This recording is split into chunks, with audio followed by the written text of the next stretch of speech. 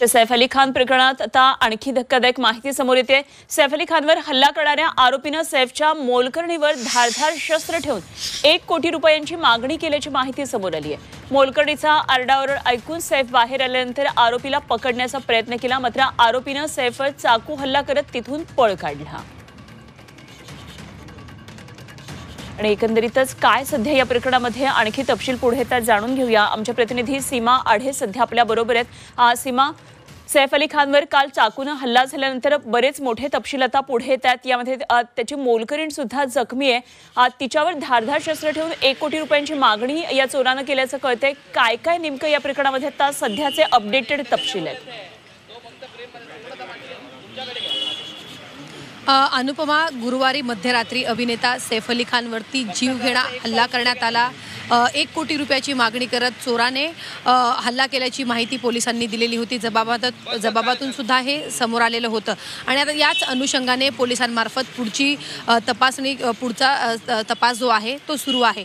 गुन्हे शाखेच्या 20 जणांकडून आता तपास जो आहे तो सुरू आहे। जी माहिती मिळते त्यानुसार सैफ ज्या इमारतीमध्ये राहतो त्या इमारतीच्या टेरेसवरती सध्या फ्लोरिंगचं काम सुरू आहे आणि या फ्लोरिंग जे कर्मचारी जे कामगारवरती काम करतात त्यांच्याच ओळखीचा हा चोर असावा। ज्या आरोपीने ज्या हल्लेखोराने सैफ अली खानवरती हल्ला केलेला होता तो यांचा ओळखीचा असावा अशी शंका पोलिसांना आहे आणि आता याच अनुषंगाने याच दृष्टीने याच अँगलने आता पोलिसांमार्फत चौकशी जी आहे ती सुरूच आहे।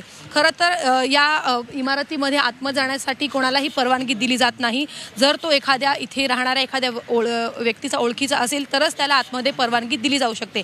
मात्र ज्या पद्धतीनं गुरुवारी रात्री सुमारे 2च्या सुमारास हल्लेखोराने आतमध्ये प्रवेश केला, खरं तर पोलिसांना अशी शंका आहे की तो गेल्या काही दिवसांपासूनच तो खरं तर रेकी करत असावा।